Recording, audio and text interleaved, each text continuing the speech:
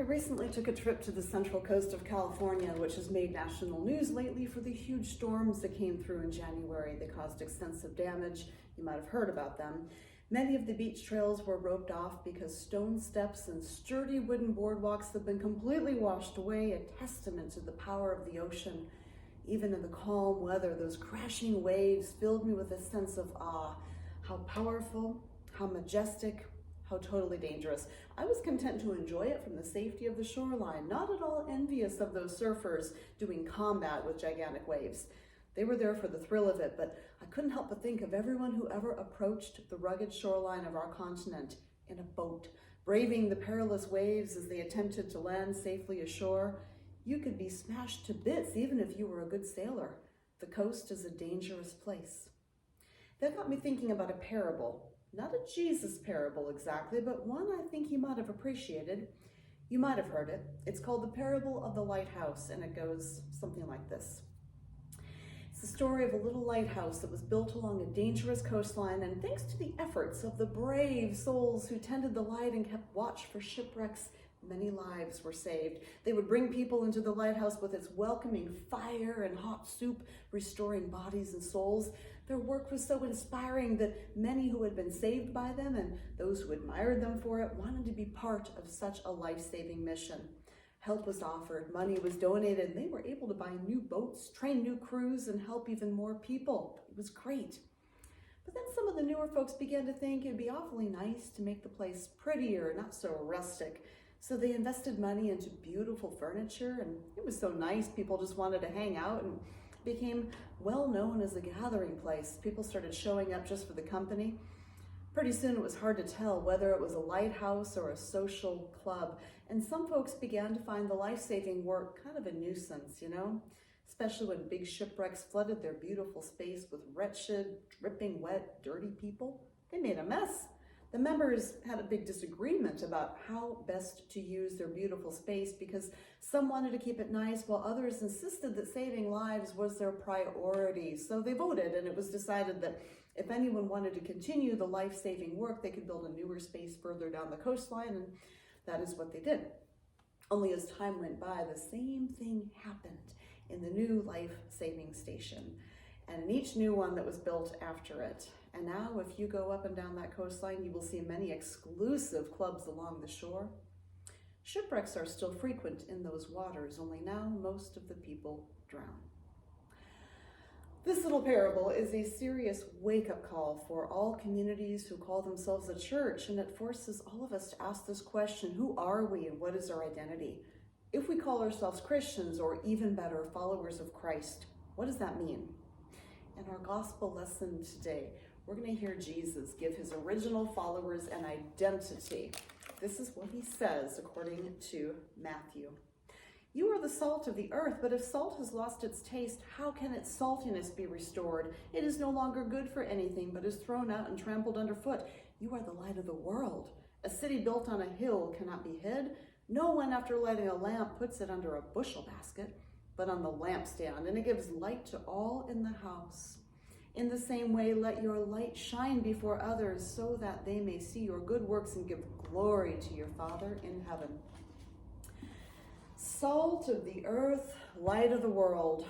Why these metaphors? Because salt and light both do something important. They transform. Salt transforms even the most hopeless of foods into something that you seriously hope you get to eat, whereas light transforms scary and dangerous places into places of safety, like the lighthouse. Come to us and we'll help you. It's what we do because it's who we are. It's the identity we claim as followers of Jesus. But just having identified his followers as salt and life, he offers words of caution. Don't lose your saltiness. Don't hide your light under a bushel basket. This is Jesus having a sense of humor, really. They're not the funniest jokes he ever told, but they are jokes, really.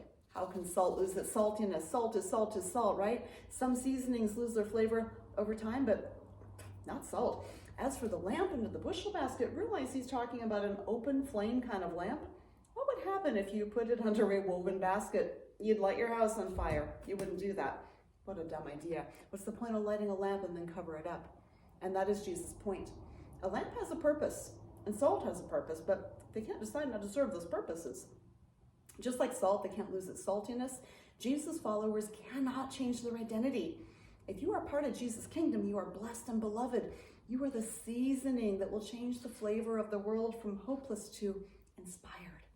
Unless, of course, you were to withhold your blessing, put the salt jar on the highest shelf, put the light under the basket, or cover up the window of the lighthouse. Just think of the shipwrecks. People, we have been called blessed by Jesus in order that we might be the blessing to others whom he also loves. Remember his words of blessing to the poor, to the meek, to the grieving, who are not blessed because they're flailing around in the water, yay. No, they're blessed because Jesus' disciples are rescuing them. That kind of sounds less like a church and more like a rescue station, but it's probably what Jesus was talking about when he gave his followers the instructions to be salt and light for the world, the transformative ingredients that would turn the ruined dish into a masterpiece while bringing the warmth of light to the dark and scary places. His salty, light-filled disciples transforming this broken-hearted world into something wonderful called the kingdom of heaven. Years have passed, but that is still our identity as Jesus' disciples. Salt and light, blessed so we can transform the world by being the blessing. And if that sounds daunting, transforming the world, is that really possible? Be of good courage. Jesus wasn't addressing his disciples on an individual basis. This is the teaching he gave to the lot of them. In other words, it's not your job alone or mine or anyone's job to make the world a better place alone. It's something we do in community, right? Just like salt interacts with flour and water and yeast, and that makes bread. And how often do you light just one little lamp in the house? No, you light as many of them as you need, and together they glow the place into usefulness. That's the beauty of being the church together. We get to add our talents to those of others in the faith community, each one doing the thing they do best, and that's what makes it wonderful. For instance, I love teaching music to kids, but I'm pretty daunted by arts and crafts. So teaming up with a crafty person and a dancing person and some people who like to put together beautiful food, well, we managed to create a nice little program, a spot of light for the couple dozen kids who find this a place of love and welcome for them every Wednesday afternoon. Because we do this together and because everyone does the part they are best equipped to do, it's a joy. I think that's what Jesus had in mind with this metaphor of salt and light, adding flavor and light to the world. It's meant to be joyful work, not drudgery.